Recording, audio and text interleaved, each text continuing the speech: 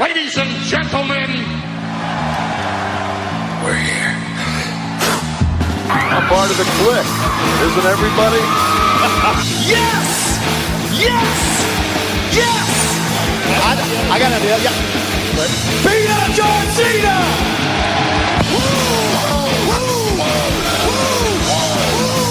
Give me a hell yeah! Oh, a little bit of the bubbly. Too sweet!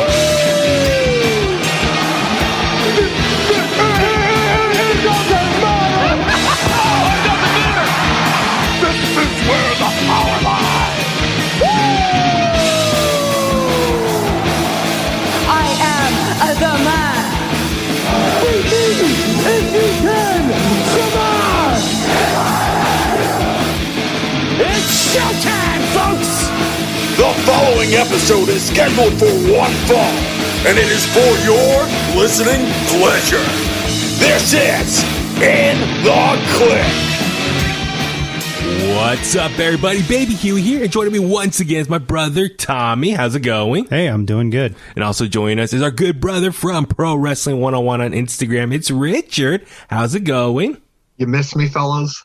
Absolutely. Wholeheartedly, yes. This is a bigger comeback than Becky Lynch or CM Punk or Brock Lesnar. The return of Richard, yes. This is the return of Double R, baby. Woo! Absolutely. No, sorry. It's been a crazy last couple weeks, just with a lot going on, work and personal life. And yeah, been a lot of speed bumps, but we're back together and a lot to talk about. This episode of In The Kliq is going to be all about NXT TakeOver 36. Adam Cole, Kyle O'Reilly's match was an end of an era. That's how they were kind of phrasing or promoting that match. But for a lot of people, I think they kind of assumed that whole episode of TakeOver was the end of an era in more ways than one, as far as changes. Yeah, Nick Khan did an interview over the weekend and just confirmed what a lot of the reports are that NXT is going to get a little bit of a makeover in the coming weeks. New logo, setup design. I think it's good though. I think, change it can be good at freshening up. Could this be shades of Florida Championship Wrestling, or maybe? I don't know. I think he's helping them launch NXT into a bigger player. Does that mean could they bring back maybe Steve Kern? I don't know. I mean, as an on-screen? No, maybe like a mentor, a trainer or some sort, at the Performance Center. I think Nick Khan's thing was more so about the television product than the training product. Of course, you're thinking more behind the scenes. I'm thinking more behind the scenes. No. This is more actual, like what we see on TV every week on USA Network. Yeah, it's going to be a whole new look to NXT as far as they're going to hire me, right? Yes, I hope so. Exactly. You put in a good word, Danny? Absolutely. I got all the shirts. I got all the shirts. I mean, that's a thing. You should I know buy most of these guys' finishers. You'd be a better booker than some other company. Dude, well, maybe that's the thing. You should buy all the NXT shirts then on www.shop.com then, right? I mean, that'll get their attention, right? Yes, finally. All these shirts go on sale now. Actually, that's a good indication. You can check if those shirts are like half off now. Then you really know. A handwritten letter. That's what I'll do. Exactly.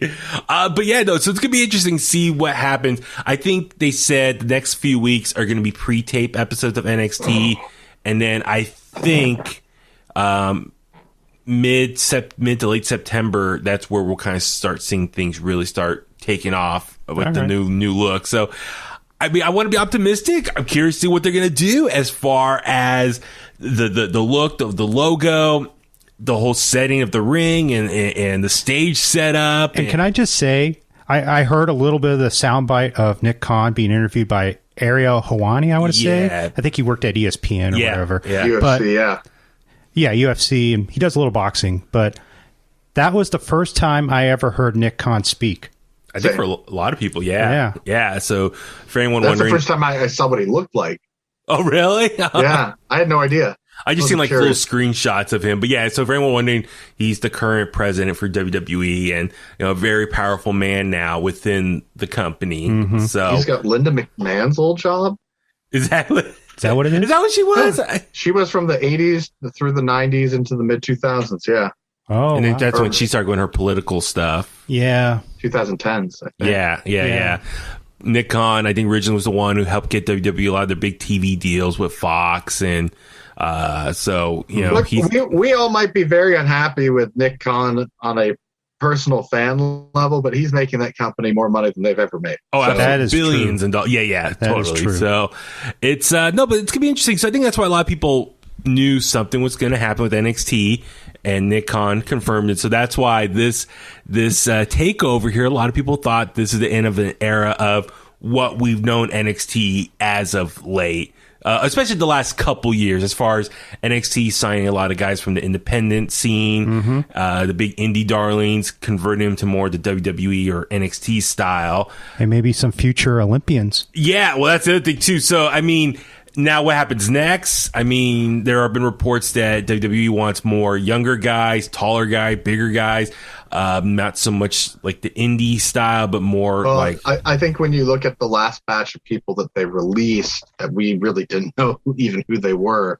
Yeah. They all kind of look the same. They all have the same kind of feeling. They just look like guys that you see at your local wrestling show. Yes. Oh, yeah. So, and if anything, you look at that breakout tournament, I think that's a sign of what they're looking for. Yeah. Odyssey Jones. I mean, I love Odyssey Jones. That guy, he's a mountain of a man. I am not a fan of that.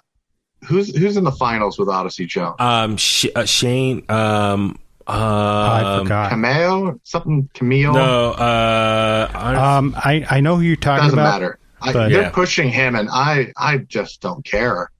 Let's see. What is his name? But you're talking about in the finals, right? What does it say here? But I know who you're talking about. Let's see. Let me do search finals.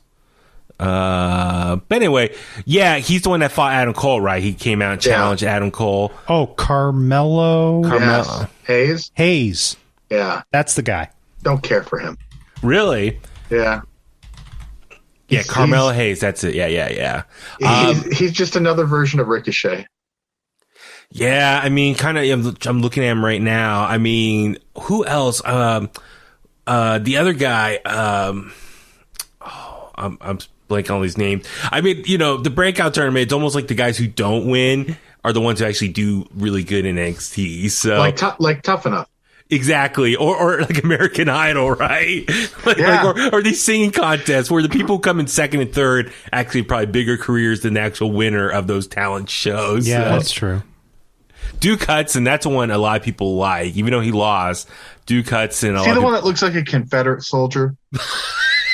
He's one from Australia or New Zealand. Oh, him. Yeah. Okay. Yeah, Sorry. yeah. You know who I'm talking about. Oh my God, I gotta look at this. He's no Yankee Doodle Dandy. Crocky, yeah. I'm sorry, it's my Australian accent. But no, so anyway, like the breakout tournament, I think kind of represents a little bit what the direction is as far as some of these bigger guys, larger than life personalities. So, I mean, I want to be optimistic about the direction. I mean, we all grew up in the 80s and 90s of these larger than life personalities in wrestling. So I'm definitely open to that idea and curious to see how NXT is going to be more developmental for those type of performers or wrestlers. So, we'll see how it goes. And, sometimes change is good. I think change is good in this scenario. Yeah. This scenario. I think NXT's needed a makeover for a while. Yeah. Oh, yeah. Yeah. Like the action's always good, but just the look of it, like I like the Capitol Wrestling Center, but if they're going to still do that NXT Light brand, I do like it in there, and I'd like to see NXT hit the road. What do you think, just completely off topic a little bit, the crowd there at the CWC as of late? I mean, this takeover, they were into it, but there were some episodes of NXT, I wish the crowd was a little bit more awake. It's been taped, so I think that they've been there for a few hours. Yeah, I think they're just getting tiresome. That's the way NXT because you didn't watch NXT when it was all at the I was watching more after 20 after New Orleans or right before New Orleans. So like the last 3.5 years, I've been watching NXT on the regular. So when they first brought the network on, and like you could tell because like one week the crowd's super hot, and then the next week you can see the same people wearing the same clothes, and it's a lot quieter. So you get tired. Because it's 4 hours of content. Yeah.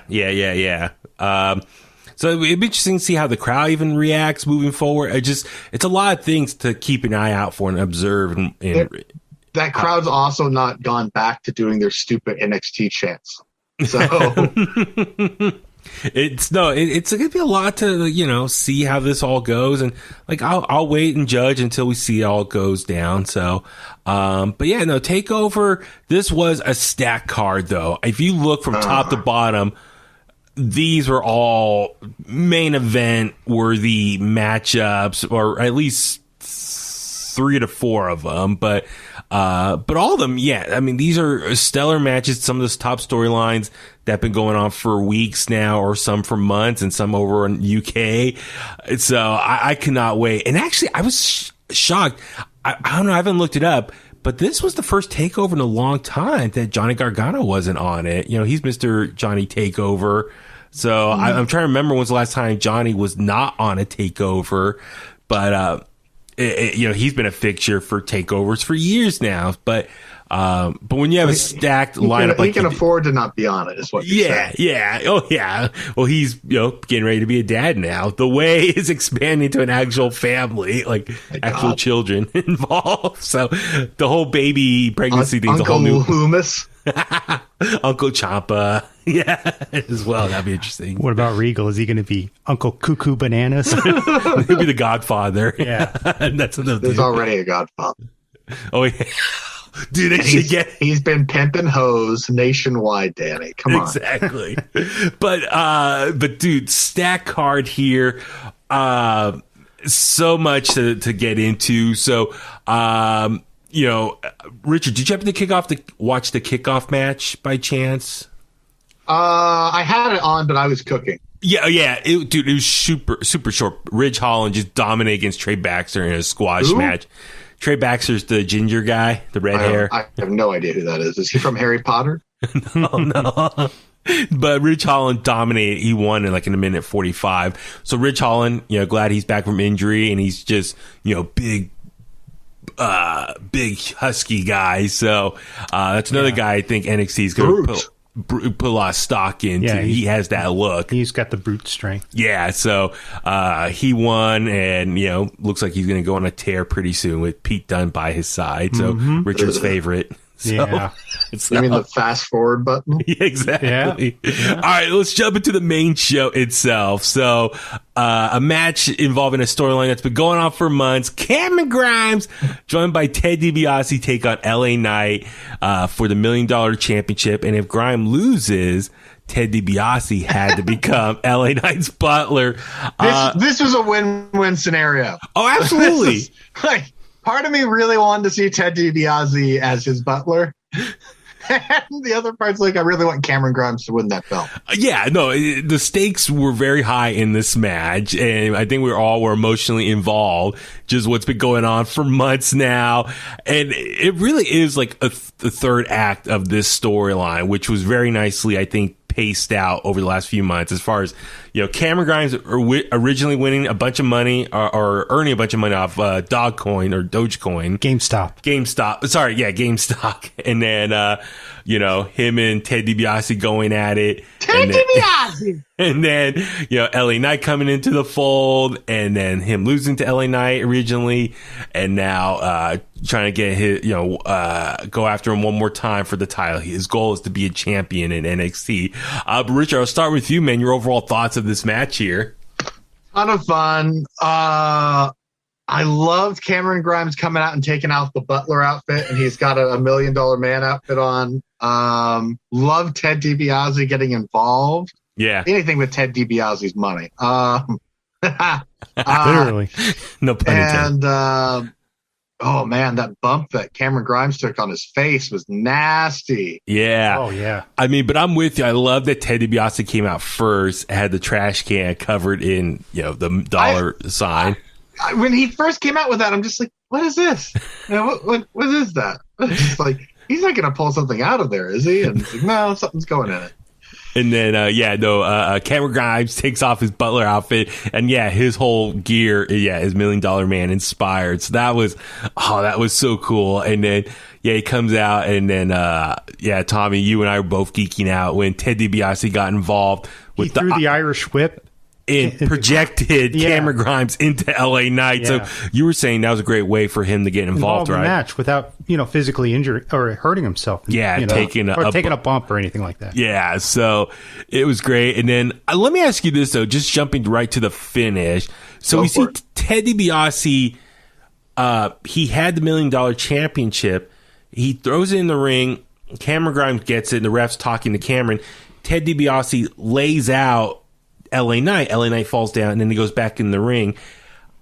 I wondered if they screwed up because Cameron Grimes or Ted DiBiase got the belt a second time, and he threw it back in. Okay, go ahead. There's brilliance to this. It was almost like Ted hits him, right? And gives him time to make some communication with Cameron. Like, now's where we're executing our plan. He tosses it back in, and the referee's like, what are you doing? Yeah. And then Cameron's distracting her. I can't give it up. Blah, blah, blah. And as soon as she does that, he gives Ted time to go choke out LA Knight. The $1 Million Dream. Yeah. Had she turned around before, she would have saw that the move was locked in. So he made sure that when he threw the belt back in a second time that the referee hadn't turned around yet. Because when he threw it in the first time, she picked it up and Cameron didn't get to it. Yeah. I liked that because it was just like, they executed something very well there. Okay, because I thought he screwed up. Like when that whole punch sequence, like that wasn't needed. The whole point was him doing the $1 Million Dream. But he's like, oh crap! I meant instead of punching him, I should have done the $1 Million Dream that first time. So that's why he grabbed the belt again and threw it in a second time. I was like, why is he throwing the belt in twice in the ring? I got so pumped to see him throw a punch. It was terrific. I mean, and I was lucky enough to interview Ted DiBiase this past Friday at the press gym, and I complimented him. I was like, dude, you took that flat back bump, a couple months ago when LA Knight first attacked him, and he told me, he's like, he wanted to do it. Originally, I guess people behind the scenes didn't want him to do the bump, but he said he wanted to make it look legit, like that, LA Knight's attacking him. So he did the bump, and he said, I'll let you guys listen to it for yourself, but no, it was great that he was so committed to this storyline. He really wanted to take a bump in the ring, and I said, "You look great, man." He's like, he never forgets how to do it. So, Ted DiBiase has been money, as you said, Richard, this whole storyline. So, so he puts the $1 Million Dream on him, knocks out LA Knight, and then throws him back in the ring, and then Cameron Grimes. Was able to pick up the pinfall and defeated. Cave-in. He did the cave-in, and he picked up the win. He's now the $1 Million Champion. Ted DiBiase and him celebrated. So, yes, Cameron Grimes is a champion, and I think it was a really great way to end this whole storyline. It was a beautiful crescendo, as I put it. Yeah, totally. So it's great. I mean, very happy for Cameron Grimes. Cameron Grimes! I just wonder, moving forward, though, what do you do with that title? Like, because I was trying to remember in the past, because, that title has come and gone over the years. Like, does he just keep defending it, though? I mean, or does that title go, like, did they retire the title at some point? Well, it's never been an official WWE title. True. That's Ted DiBiase's creation. Yeah. Because I was trying to think about that. It was like, how long can he go with this now as the $1 Million Champion? So until it gets boring. Yeah. I mean, it was like, you look at the 24/7 title. That's been around for a couple years now. So yeah, it's getting played out. So, but anyway, very happy for Cameron Grimes. And it was good. Like, he lost that ladder match, and then he gets his big win here. So it was a great way to wrap things up. So let me ask you this. Cameron Grimes, he's such a babyface now. Do you think if he was going to go to Raw or SmackDown, he could carry that momentum? I think he could be a huge babyface. I think if he goes to Raw or SmackDown, he's probably going to have to start over, but I think he's proven that he can get people behind it. Yeah. He got people behind him at Impact, too. Yeah. So, I mean, same thing for LA Knight. Like, this match, I think both guys have potential to be really good on Raw or SmackDown. LA Knight's natural. Yes, promo. But I wonder, will he get the Bobby Roode treatment though on the main roster? Like he could he just become like a really good heel for the mid card? He's got age on his side. Because Bobby Roode's in his 40s. Mid 40s too, not early. Oh, okay. So you're saying not as old as Bobby Roode. Well, LA Knight is my age. He's in his late 30s. Yeah, how old is LA Knight? So he's got a few more. He's 38. So, it's both these guys. They both have very much that sports entertainment personas that I think could really do well on Raw or SmackDown. So, congrats, man, Cameron Grimes. I hope that video of him celebrating. That's why I hope so. Well, they had that little interview later, if you recall, where he was giving a shout out to his father who had passed away. Oh, really? Yeah. Oh, wow. That was on the show, I think. I have to go back and double check and watch that one. Oh, yeah. But yeah, next up we saw Raquel Gonzalez defend the NXT Women's Championship against Dakota Kai, former friends, now bitter enemies. And I mean, man, it's definitely, big person versus little person, vibe here. But yeah, Richard, what were some of your takeaways from this one? I think the match exceeded expectations. Mm-hmm. I think the right person hypothetically won. Yes. But I think you could say the exact same thing if Dakota Kai won. And I think that Raquel is not a great champion on TV yet, but she delivers on all the takeovers. She's really good on takeovers, or big matches, but like on a week to week, and hearing her promos, I'm not buying into it yet. Okay, I hear what you're saying. Kind of weak. Well, I think for her, you're you're just saying she's been very consistent in her title matches on TakeOver. Yeah, and that's ultimately where you need to deliver when those big moments. I mean, here's the problem with that though. If you go old school Booker mentality, if she's not drawing people in on the week to week, she's not selling tickets for the big match. Gotcha. Okay. Well, I will admit in this match though, I think Raquel did a pretty good job of selling for Dakota Kai, making Dakota Kai look extremely tough. And Kai used her. My one critique. Negative critique, not to be negative on a match I thoroughly love. They went outside too much for me. They kept tossing each other outside, or they'd fall out to the ring, and it's like you never see that on the weekly show. But all of a sudden, on this takeover, I'm dead, and I'm going to roll out of the ring. Well, the thing I don't know about you guys noticed was when Dakota Kai came out, her body language was very interesting as far as she got in the ring and she was like looking around, and like her face, I wouldn't say she was sad, but like she was trying to kind of hide like an emotional face. Like almost like I was reading it as she probably knew this was her last match at NXT because she has been doing some matches on Main Event. Taking it all in. Yeah, taking it all in one last time because she has been doing some matches on Main Event. And even on Main Event, from what I've read, I haven't watched it, but she's been wrestling as a baby face there. Yeah. So, but I think this was her last time in NXT. And this also caught my eye too with Dakota Kai's hair and her getup. I think she was kind of paying tribute to Hana Kimura. Oh, really? Yeah, I think so. Okay, I think she was kind of paying homage to her. Okay, well, it's interesting. She's going with the big, bright pink hair now, and kind of her look. So maybe that she's getting ready for her main roster run as well. So anyway, it was just interesting to check it out, and like she was like taking it all in one last time, and ultimately she did lose here. So I think. Maybe that's a sign that, she's going to be moving on up to Raw or SmackDown. So Raquel Gonzalez continues her dominance.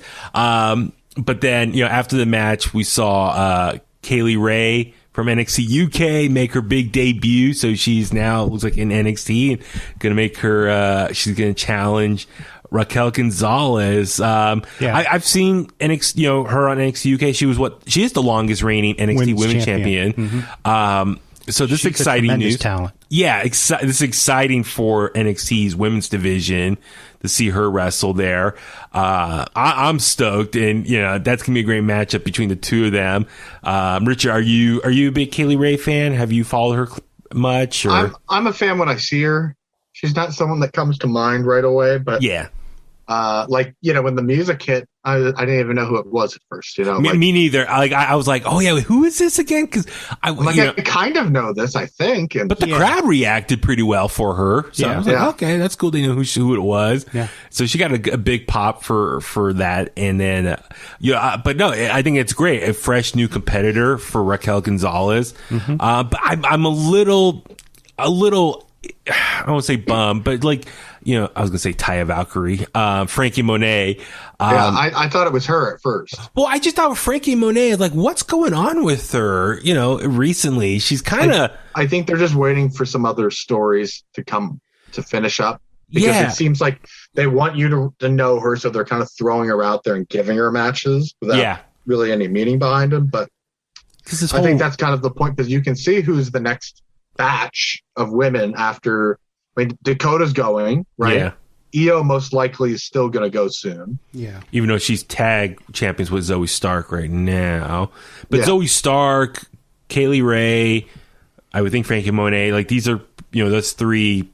The next Gigi Dolan. Yeah, she's beginning some more attention. And then her partner, Lacey or something. I forgot what her name JC is. Jane. Yeah. So there's a new batch of women's talent there are probably going to get a push. Yeah.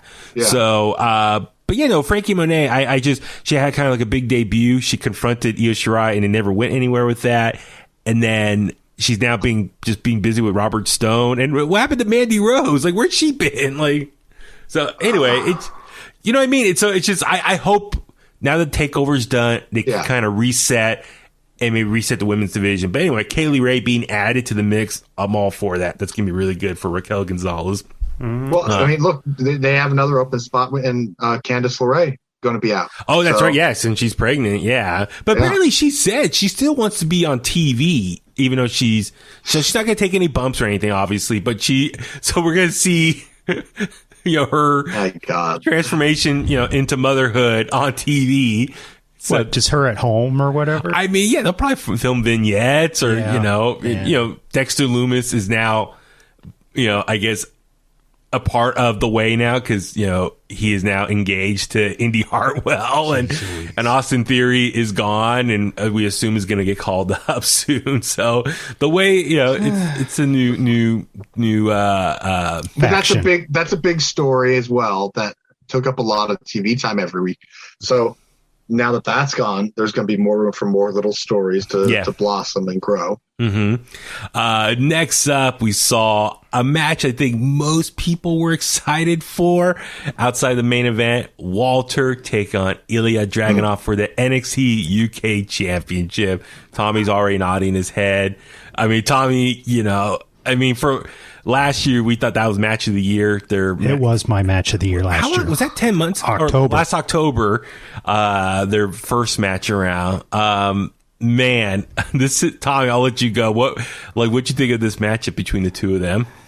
This was everything I anticipated. This was just old school wrestling at its best with a European flair to it. Yeah, absolutely. And the chops, oh my God, they have surpassed Ronnie Garvin versus Ric Flair. Yeah, Tommy and I were actually texting about that earlier. We both think that both of us agree that this was the best match on the show. It was. By a country mile. Now the standard is Walter. Like Wahoo McDaniel, Ronnie Garvin, Ric Flair, Chris Benoit.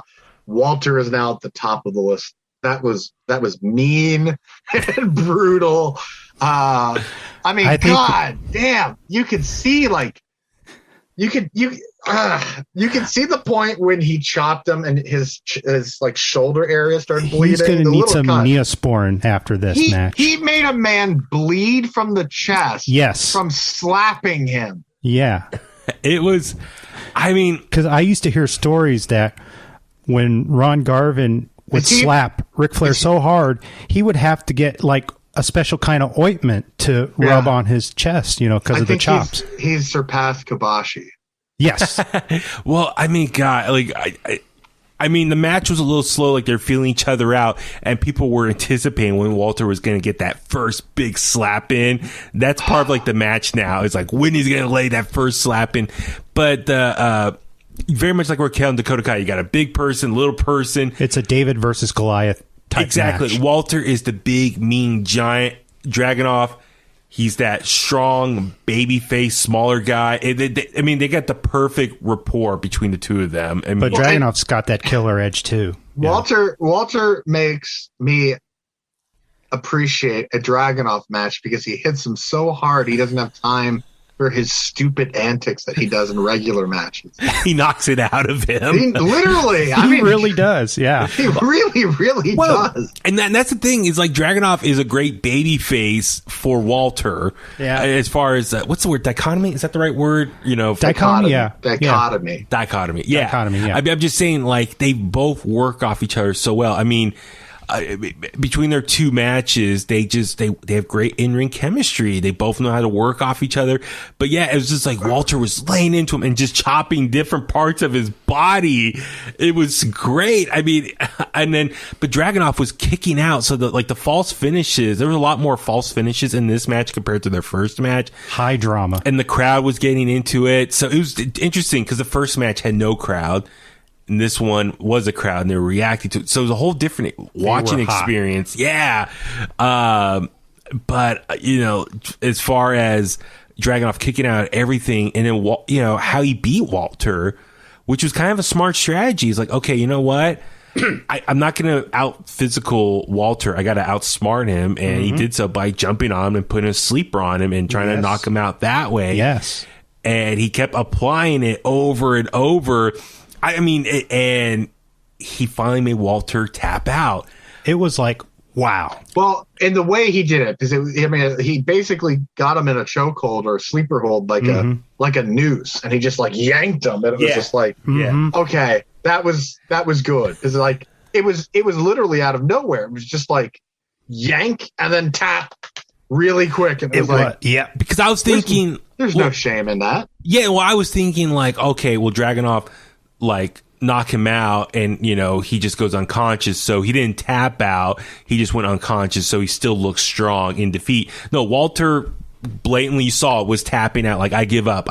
So for Dragunov, for his achievement, he really did slay the monster, or whatever you want to call it, the beast, the dragon. But he slayed Walter and made Walter give up. I mean, that from a story standpoint. And I love how he took the title and then he put his foot over Walter and like raised the title up. Like he did slay, like it really is like he slayed the beast, the dragon. He'll pay for that. Pay for that. But I love this storytelling. It was from the chops, the Walter's lariats are beautiful. I mean, that's the thing. The forearms, the grappling, ground and pound. I know people love Walter for his chops, but I love his lariats too. Oh, they're fantastic. His clotheslines that he lays in there. I mean, chef's kiss. Richard, what out of the two matches, which one do you like more, the first match or the second match? I like this one more just because it was shorter. I don't need a longer match, and I thought this one was way 2 minutes long. Yeah. I thought this was a lot quicker, and like I didn't see the ending coming. Yes. Yeah. Okay. I was really like, I was texting, and it was just like, oh wow, it's over. Like, what the hell?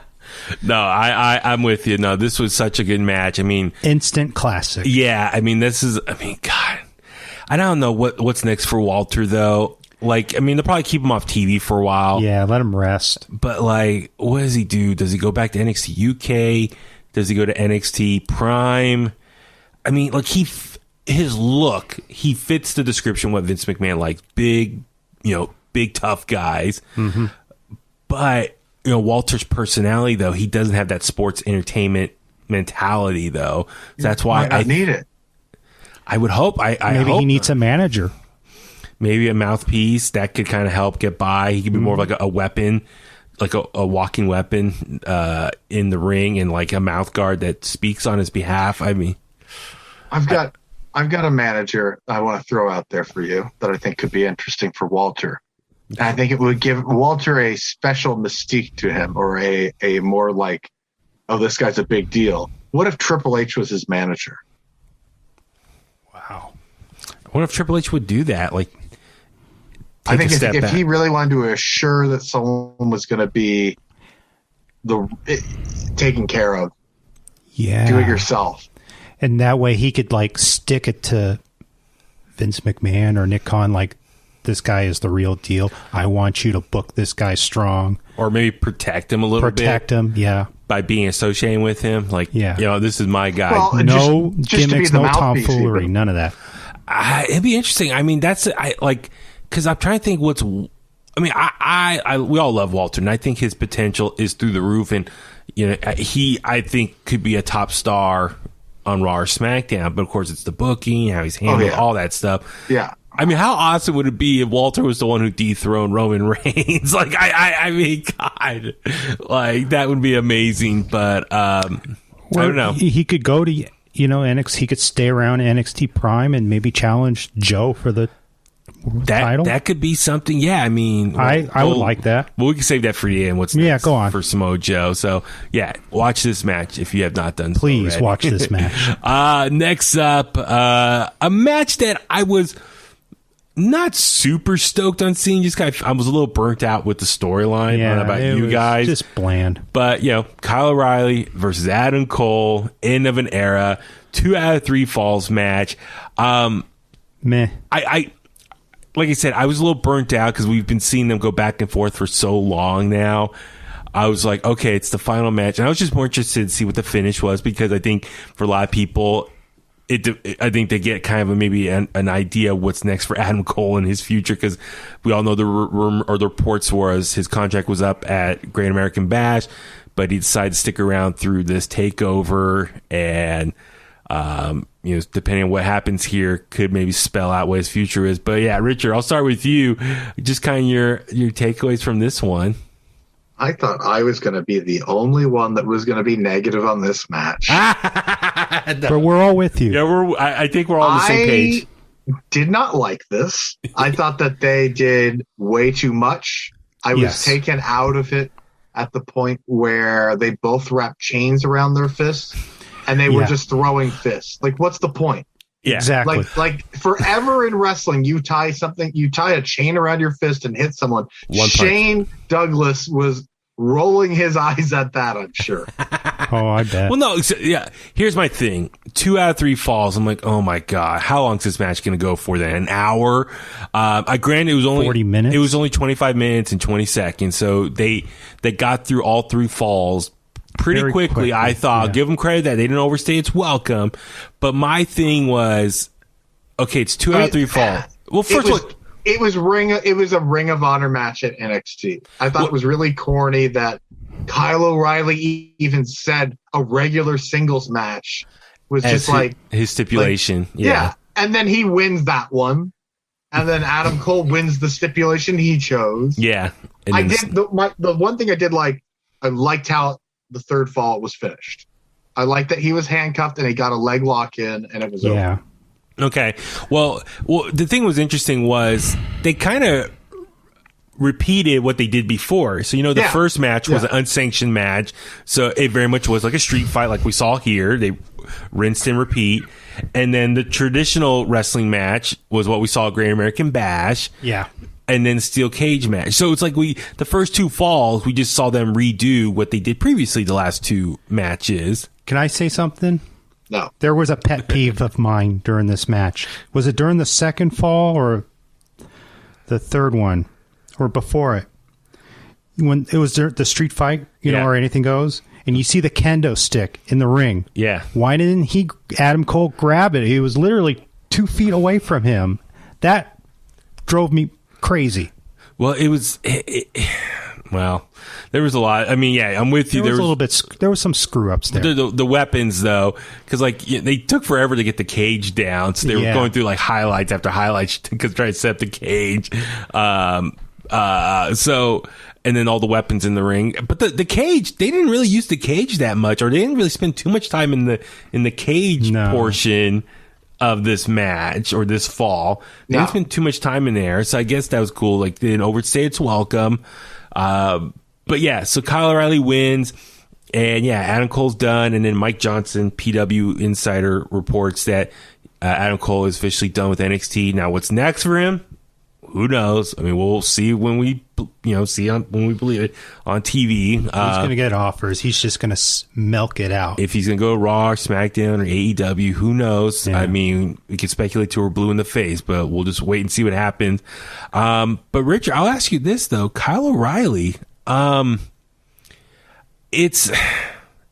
his future is what really intrigues me, especially with this new landscape for NXT, or what's going to be changing for NXT.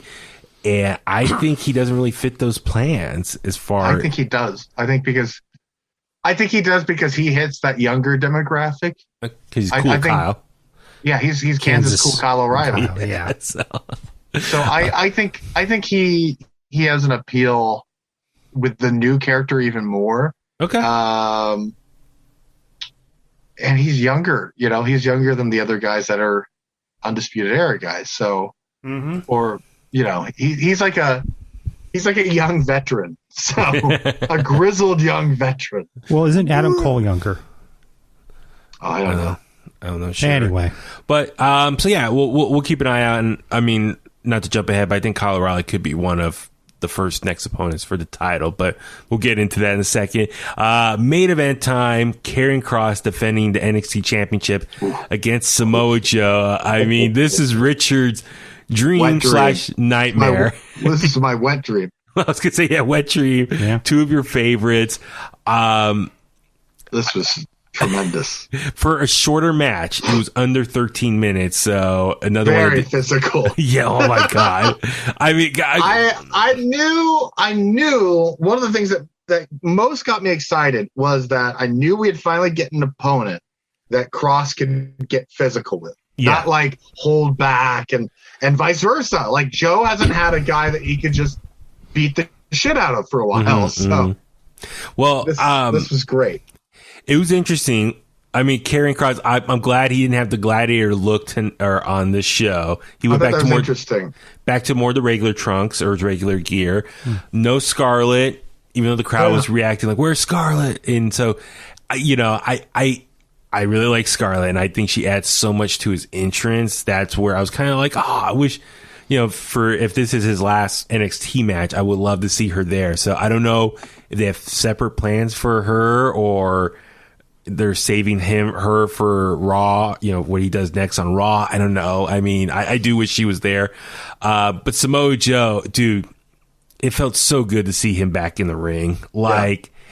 Coming out and just, God, I mean. Well, I thought it was played out really amusing because he just looks so tired and he's sweating. It just looks like, oh God, can he still do it? And then he has these flurries of Samoa Joe that is just like, God, this is brilliant.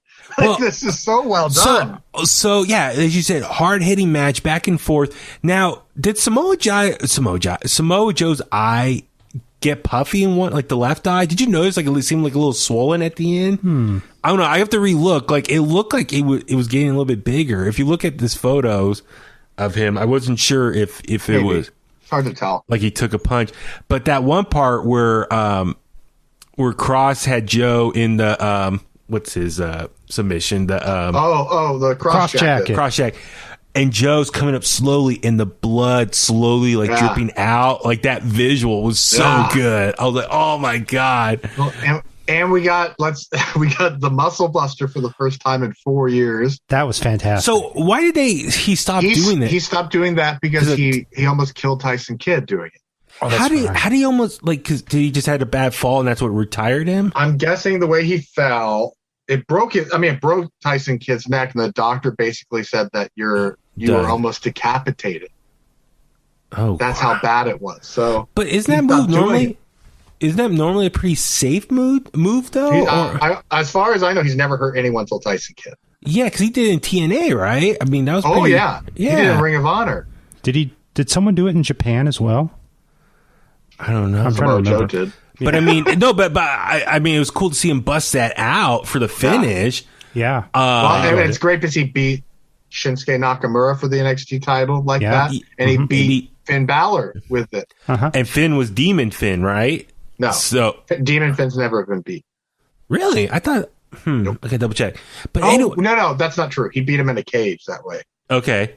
Well, I mean, so congrats, Samoa Joe, now a 3-time NXT champion. So first ever, and he is now the face of this new era of NXT, which I think is good. Like, it's good to have a established big name veteran probably help usher in this new era. So it's a comfort, security blanket too. Who can work? Yeah, he's the team captain right now. He seemed a little out of breath though towards the end. Like he was still. Well, he hasn't wrestled in over a year. Yeah, that's right. A year and a half, right? Yeah. I mean, when was that last? It was it 2019? Yeah. Whenever. It's been 2 years. So it's this was a great hard hitting match. Now, oh my God, that first Doomsday Saito to Joe. And it was like, I thought he knocked him out for a second. I think that kind of